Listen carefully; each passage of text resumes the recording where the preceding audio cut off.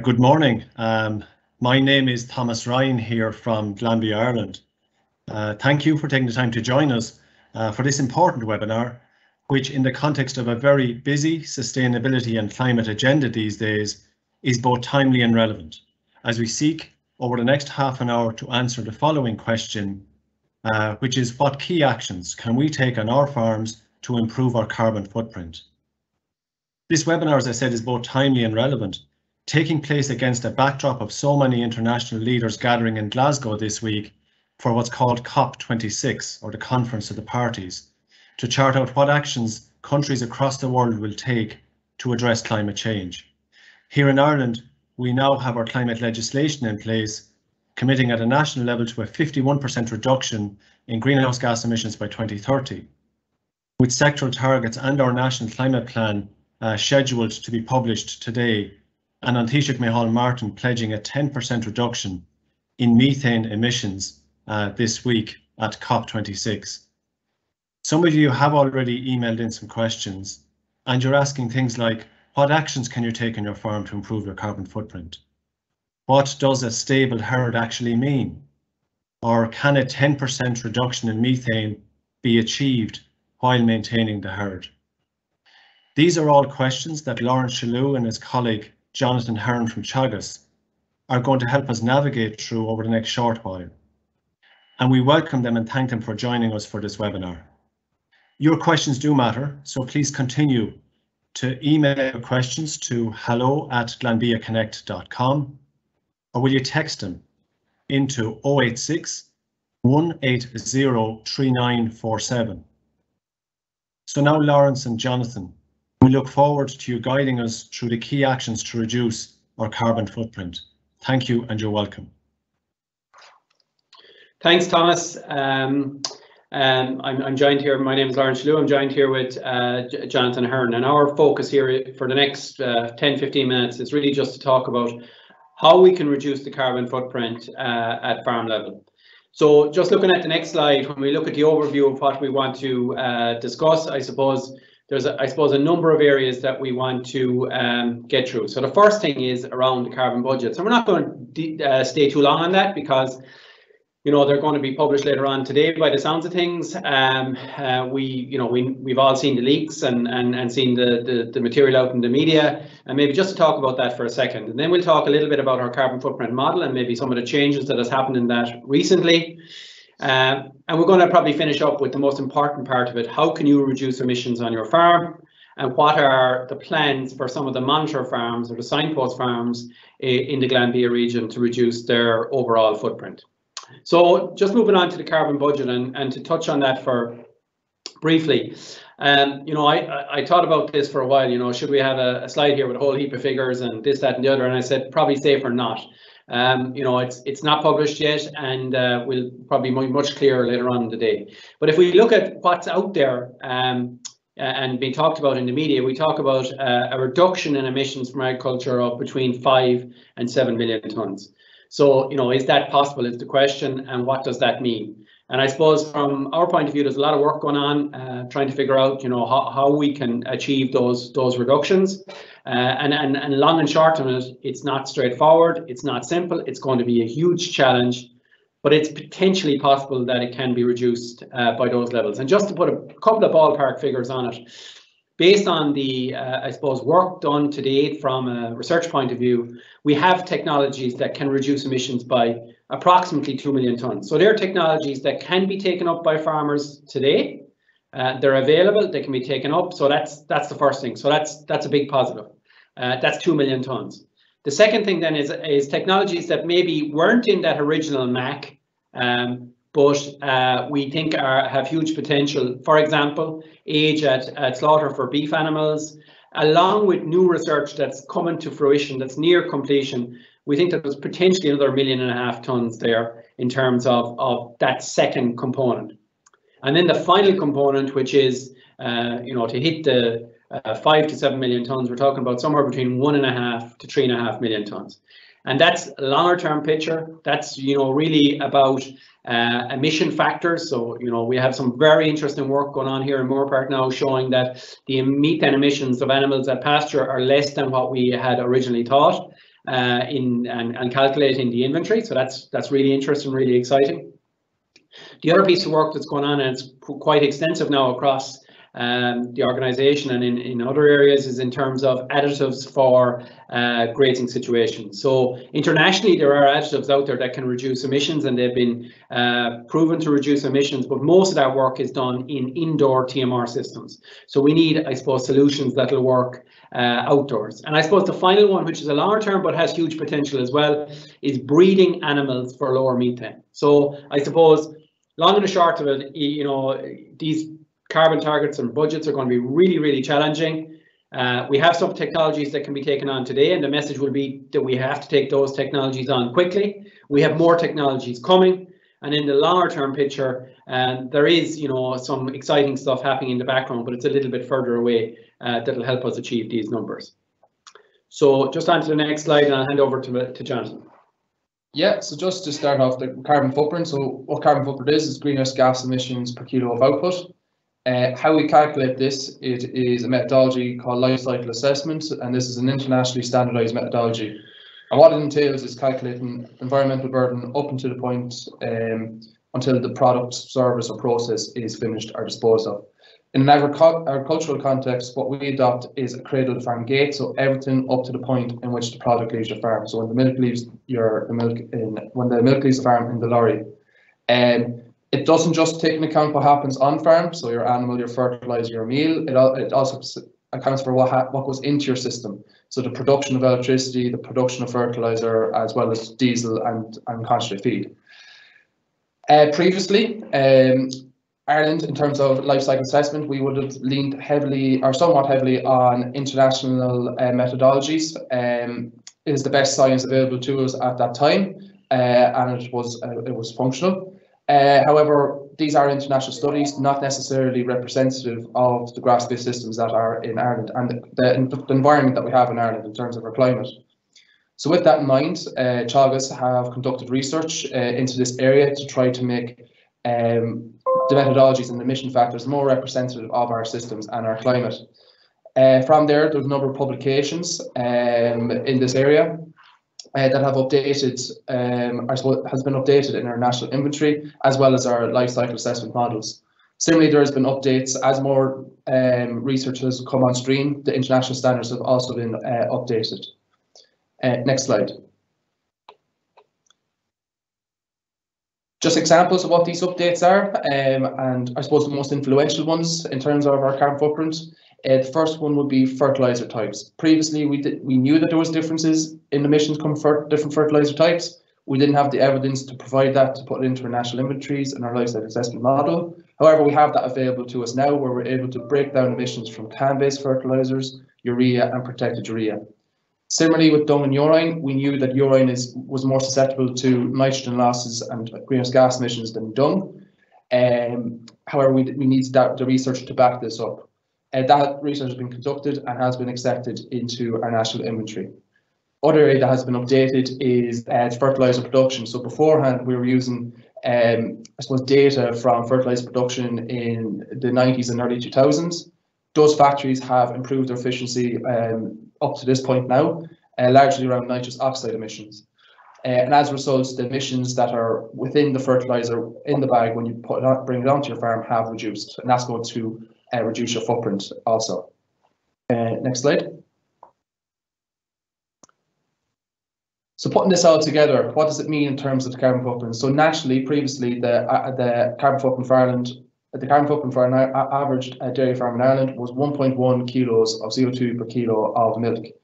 When we adopt the updates, which I just discussed, what we get is a reduction to 0.99 kilos of CO2 per kilo of milk. The largest contributor is methane, followed by fertilizer and fertilizer production, and then it's your manure management and manure at grass. These updates, which I've talked about, have been adopted by Borbia in their sustainability survey and are now available to farmers. So if you want to check what your carbon footprint is, that's available to you now. Next slide.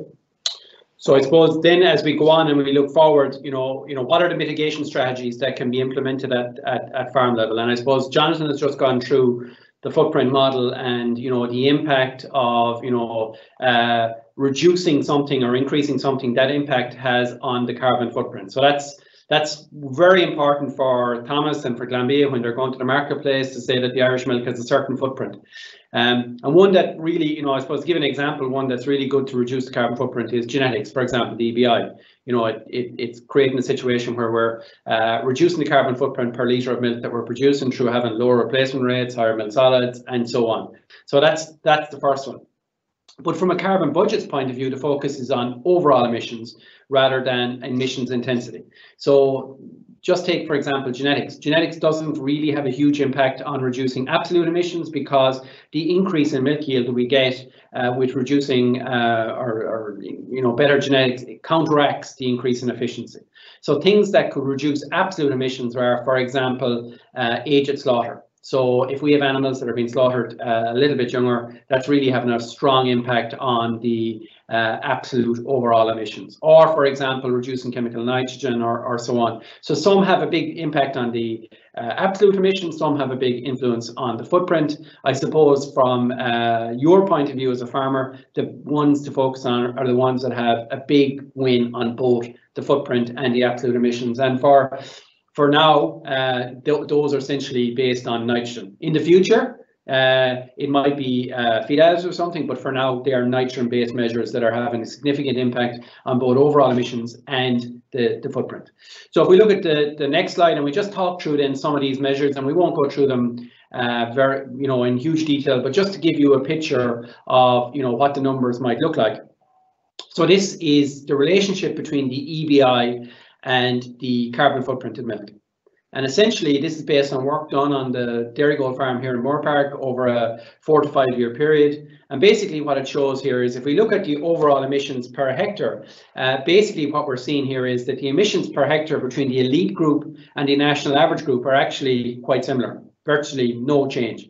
But if we look at the carbon footprint of the milk, there's a difference of about 10% between the national average and the elite animals. So we know from that study that every €10 increase in EBI reduces the emissions by about 1% in terms of carbon footprint of the farm. So that's a real big positive and a really big strategy for you as farmers. The first one is EBI. If we go to the next slide, we can see that I suppose the next strategy is around, if we just look at feeding or if we look at milk yield per cow or replacement rates. So, for example, increasing milk productivity only from grass though, because if we bring in additional feed, it counteracts that effect from grass. So increasing milk solids by 25 kilos of milk solids from grass will reduce the footprint by 2.1%. So Jonathan talked about a figure of 0.99. So essentially, it would reduce that to 0.97. If we talk about reducing the level of supplementary feed, it's not that different. So reducing that by 250 kilos per cow while holding milk yield the same is worth 1.4%. Again, very positive in terms of reducing the footprint. And reducing the replacement rate on the farm for 20% down to 16 will be worth 2.2. So adding all those together in terms of feed and productivity, we can get somewhere over 6%. The final one we're just going to talk about for a second is around the nitrogen, and the next slide is around the nitrogen measures, and they can be broadly broken into two. First of all, it's around improving soil fertility, because we don't want you to reduce grass growth at all through reducing chemical nitrogen. And if you just reduce chemical nitrogen without trying to fix, soil fertility or bring in clover or use low emission slurry spreading, you will reduce grass growth, and that potentially will reduce profitability. So reducing chemical nitrogen by 25 kilos will reduce emissions by 2.5%. The next one, and probably the biggest one, and it jumps off the page really, is the movement away from canned fertilizer to urea-based fertilizers. So there's a 4-fold difference in emissions between can and urea in terms of their greenhouse gases. So if we just went to straight urea, you'd have a problem with ammonia emissions. That's why we talk about protected urea. So movement from can to urea, and most of the fertilizer used on farm is can-based. So moving from can to urea has a huge impact on the carbon footprint and also affects the overall emissions. So next slide, and Jonathan will deal with 2 case studies. Yeah, so Laurence talked about the different, I suppose, the mitigation strategies that are available to farmers at the moment. How that looks when you implement that on a commercial farm. So just talking about a couple of case studies that are part of the Mountain Farms with Glanbia. So first of all, we look at John Ryan. So John Ryan, in 2019, his carbon footprint was 0.9. So he's already performing better than the national average, which is 0.99. So he's starting from a good point, and that's just reflective of the efficiency of the system. The cows are milk well, they're over 500 kilo of milk solids, and it's a lower placement rate of around 18%. So he's already performing well in that regard. If John wanted to reduce that carbon footprint further, areas which could be targeted would be the fertilizer, as Laurence said, has the highest reduction. So moving from 100% based can-based system to 100% protected urea, reducing the fertilizer rate through, including clover into swards, improving the soil fertility of the farm, getting manure out as early as possible, and to do so using low emission slurry spreading, and also trying to reduce your reliance on concentrate feed, maximise milk production from a forage-based diet. Compiling that together, how this impacts John's footprint is it goes from 0.9 down to 0.76, so a substantial reduction. The next case study is on Jack Kearney. So Jack Kearney is another mountain farm in Glanbia. Similarly, Jack has performed well in terms of milk solids. However, they're trying to increase that even further through, I suppose, improving the longevity of the herd. Increase milk solids per cow. Similar then, try to reduce the reliance on fertilizer by improving the soil fertility, better use of nutrients that has been that's been spread on farm, and as well as the use of clover, which has been implemented on farm already. And then other areas is, as I said, trying to get the manure out as early as possible, using low emission slurry spreading, and reduce your reliance on concentrate feed. What this does to Jack's carbon footprint, it reduces it from 0.96, which is baseline in 2019, and brings that down to 0.8. So another quite substantial reduction, around 16%. So I suppose just then to summarise what we're saying in the final slide, just to say, carbon budgets are going to set a steep challenge for agriculture. Irrespective of what the commentary will be about this, it will be a significant challenge for agriculture. I suppose there are solutions on the plate, and they need to be adopted quickly. I suppose the early wins, it's really about showing cause, I think, is the big one. The ones that are important to continue to focus on, for example, are EBI, herd health, productivity, feeding levels, crude protein concentration. These are really important in the overall, and they will I suppose, continue to be really important. I suppose things we haven't talked about but are really important is the use of sex semen, and then moving to early maturing beef AI. So, for example, the movement to early maturing beef, cutting down the days of slaughter from the beef herd, through actions you take on your dairy farm are really important in achieving these numbers overall. And I suppose just to give a word, like there is a huge program of work and it's building all the time in terms of developing new solutions that can be implemented at farm level to ensure that we can meet this challenge together. Thank you. Okay, Laurence and Jonathan, thank you very much for that presentation, which really spoke to the topic today, the actions we can take on farm to lower our carbon footprint. I would remind and ask you to continue to email in your questions to us at hello@glanbiaconnect.com or text your questions to 086 180 3947. Maybe just one question here myself, and I see some of them coming in here. The carbon budget that you referred to, Laurence, you're saying, look, there could be a reduction of 5 to 7 million tonnes asked of agriculture, with about 2 million tonnes of that being achieved based on current technologies, which really means that research in terms of the products and actions and technologies ready or close to market and new research, we're really in for, if you like, the research race of the next decade. And the question is Teagasc up for that in terms of supporting the viability of the sector? So it's a very good question, Thomas, and to 100%, I suppose that's the game. And I suppose, painting it half and half is probably more likely. In the original marginal abatement cost curve, there was that 2 million is there, but days to slaughter probably is there as well. It's more an action of being taken up at farm level. So yes, research is going to have to deliver a serious part of this. And I suppose the thing is, right, Teagasc definitely will be a major part of this. And the game has been, there's a lot of investment going in the last additional investment through, for example, Vista Milk, through department stimulus grants that are definitely upping the game in terms of, for example, methane research. There's a huge program of methane happening now right across, whether it's here in Moore Park or whether it's in Grange or whether it's in Lyons in UCD. There is a huge program now starting. And I suppose the other point to make is that, Ireland is not in this in its own. There is, like every country in the world is going to be challenged. And I think there is a huge scope for international collaboration in this space. From an Irish context, it's probably, New Zealand is the most suitable because it's grass-based and they're going to have similar solutions. And that is happening quite strongly. I suppose it needs to get ramped up more and it needs bigger investment as we go forward. Question here around carbon that's sequestered and stored in the soil. When will farmers be able to get the value, credit for the carbon that they sequester, and what difference will this make to the climate picture for Irish agriculture? It's a very good question. I suppose the first thing to say is, based on agriculture appears, based on these climate budgets, will be separated from land use change, where the sequestration is catered for. I suppose the big thing to say here, Thomas, is that generally around this space, it's tier 1 emission factors that are used. And what that basically means is that they are essentially book values that were produced in other countries, that may or may not be relevant for Ireland.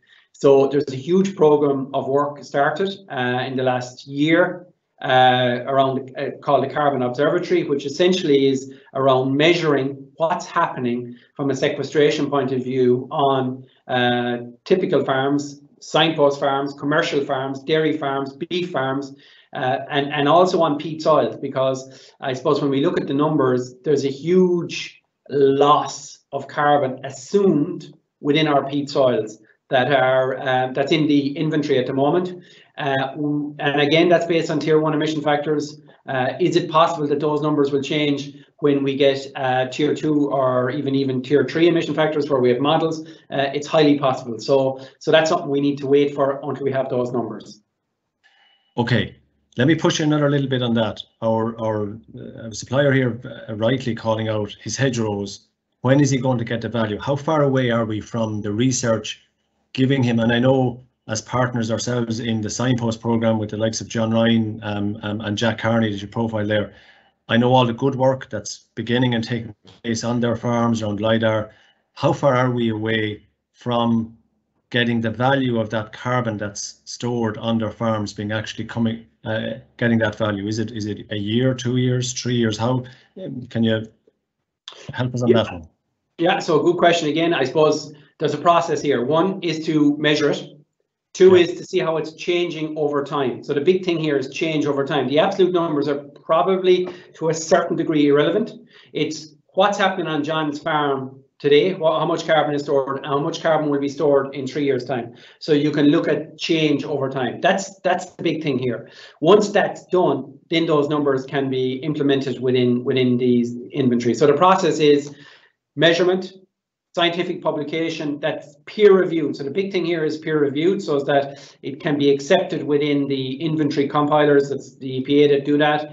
And once that's there, then to be fair to the EPA, they're quite strong at including Irish specific emission factors once the science is there. So that process is started. So Thomas, go back to it. It's probably closer to your 3 years than your 1 year. Okay. An open question here from a supplier who's asking, where, as we discussed earlier, it's reported that farmers are going to be asked to cut methane by 10% and overall climate emissions by 22 to 30%. Can that all be achieved and the sector still develop? And the second question that's been asked of me here is, what will the sector look like on the back of that in 2030? Very, very important questions. And I suppose the short answer to that is that It depends on technology adoption. So, for example, big thing, right? 1.5 month reduction on the average age at slaughter, which currently is about 28.5, 29 months, would give us about 3% in terms of methane emissions. So if that was, for example, double that, that's 6% in terms of methane. So that's coming quite close to that 10% target. Other things that can be done at farm level in terms of, for example, if there is a methane additive developed in the next 3 to 4, 5, 6 years that can be implemented at farm level, then that makes this stuff very, very, very, very achievable. So and I would say, where are we regarding a methane additive? Just talk to us around that. Okay. I mean, how close are we? Yeah, so there's a significant amount of work going on in Ireland and internationally. I suppose internationally, the most exciting material that's out there is a product called Bovaer, which is a product by DSM, which has shown, in many publications, reductions of up to 30%, or typically 30% of methane, which obviously is huge. So that's exciting. However, all that work is done indoor on TMR systems. So, there is, and we had a meeting about it already this morning, is there a scope for us to start testing that in grazing systems? Do we need to change the, can we just put it into concentrate and start feeding? So all that stuff is becoming very, very interesting. There's other stuff out there that's showing huge promise in terms of Asparagopsis, which is a red seaweed, is showing massive reductions internationally. Essential oils in other environments have shown big reductions. So there's a lot of work going on, Thomas. Have we the magic bullet today? No. But it'd be very hard to say that we won't have over this decade. Okay, talk to me about biogenic methane. I see a question coming in here. Does the analysis that you've went through there, does it reflect the status of biogenic methane and its lifespan in the atmosphere? So no is the short answer. Everything that Jonathan and I presented there uses a thing called GWP 100, which assumes that methane has a 100-year lifespan, which is what is used within our inventory and which is what is also going to be used within our climate budgets, right? I have, the science in terms of biogenic methane is compelling, that it has a shorter half-life than we're saying, and it is a potent, and we need to be crystal clear, it is a potent greenhouse gas, but if it is stabilized and reducing, its warming effect is not there. On the counter to that, if it is increasing, it has an additional warming effect than maybe what we are originally considered. So we need to stabilize and start to reduce methane to get that benefit from biogenic methane. So to answer your question, we're using GWP 100, which doesn't reflect it. The science is compelling, and even if you look at the CACC report, which is going to drive these sectoral targets, it's very clear within that report that biogenic methane is part of the story and needs to be considered and will be considered again as we go post 2030. Okay, we're coming to the end of this part, and it's hard to believe the time has run so quickly. A very direct question to me. I'm somewhat confused, our supplier is saying here, what are the 3 key actions I can take on my farm today that will have the greatest impact to reduce my greenhouse gas emissions? Yeah, so just based on the slides there, the number one thing which you can do is I suppose target fertilizer. So it's trying to reduce your fertilizer, and how you implement that, you start from the ground up, you improve the soil fertility, you improve the nutrient use efficiency of the ground, and you become more efficient at producing grass and then utilizing that grass. They're key indicators. So reducing your fertilizer is one area. Along with that then too is moving away from a can-based system to a protected urea-based system. There's 2 areas that you're going to get a substantial reduction in your carbon footprint straight away. It's a matter of picking up a different bag in the co-op, and your number will go down automatically from that. The second area which you can improve is reducing your reliance on concentrate feed, particularly the crude protein content of your feed, because the crude protein content is largely sourced in the form of soya.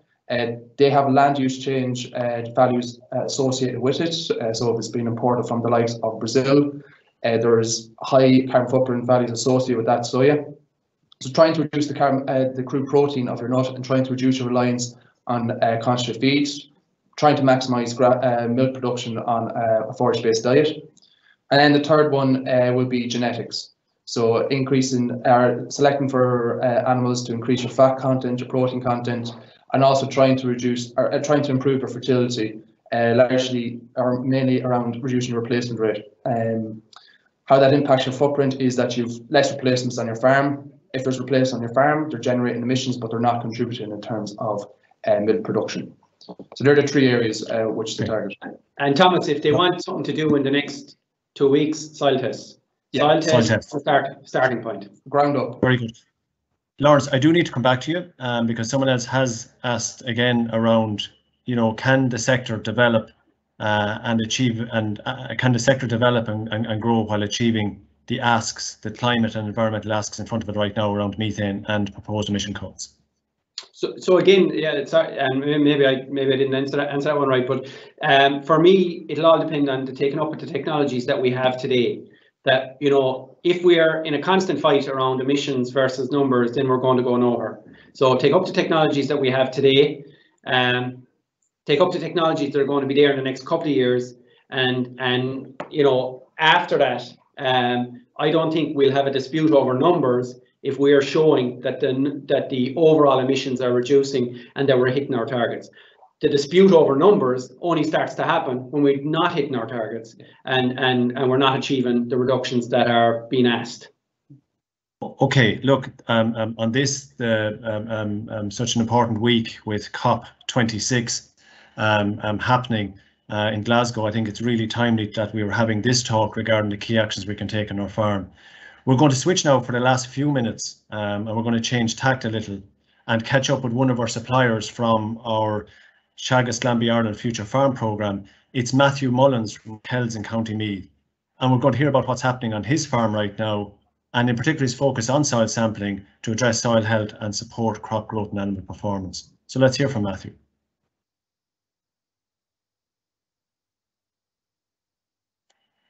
Morning everyone, so we're here in Matthew Mullins' farm today, and Matthew is part of the Teagasc Glanbia Signpost Farms. So we're up here in Kells in County Meath, and we're just going to have a chat with Matthew there to get an idea of what's happening on farm at the moment. So Matthew, I suppose we're heading into the first week of November. Weather has been really good all autumn, so I suppose if you want to give us a quick rundown of what's been happening over the last few weeks and what's the plan going forward. That's what the minute ahead. Cows are still out now. Those are going to be out for the next week. They're spring calving cows. They're on 2 kg of meal, and I suppose that's it now. They're on grass only, Matthew. They're grass only and enough at the moment. So look, there's plenty of grass there after the good autumn. There is, I suppose the average farm cover is at 750 at the minute now. So when it gets down to 7, they'll be coming in. It'll be on stage full time, day and night. So no, it's going well at the minute. They're averaging 17 litres, and and many are a spring calf, and actually use spring and winter. So so there's 119 that bunch there, and then there's 139 in the winter there. How's calving going on the calving's going well. There's 65% calf at the minute, so there's still another 45 to calf down, so it's not too bad. Well. Yeah, so I suppose, as you were saying, Matthew, look, cows are out, they're only getting grass and nuts at the moment. You're going to bring them in there in the next couple of weeks and try hold grass covers along the platform around, toes off around 700 kilos. Yeah, around 700, yeah. I suppose we just want to get grass eaten down now when it's there and still dry, conditions are dry, conditions are good. It means we get it done now. And if your plan is, I suppose, you will be maybe a little bit heavier ground up here, so you'll be a little bit later getting out in the spring. But I suppose you're trying to pull it back every year that you're getting out that bit earlier. We're in the middle of February now, hope to get out now get grazing again. And I suppose another thing, Matthew, that you've been focusing on is your herd EBI, and you were saying to me that you use sex semen on the winter calvers. So I suppose how has that gone for you, or we use sex semen on the autumn calving heifers.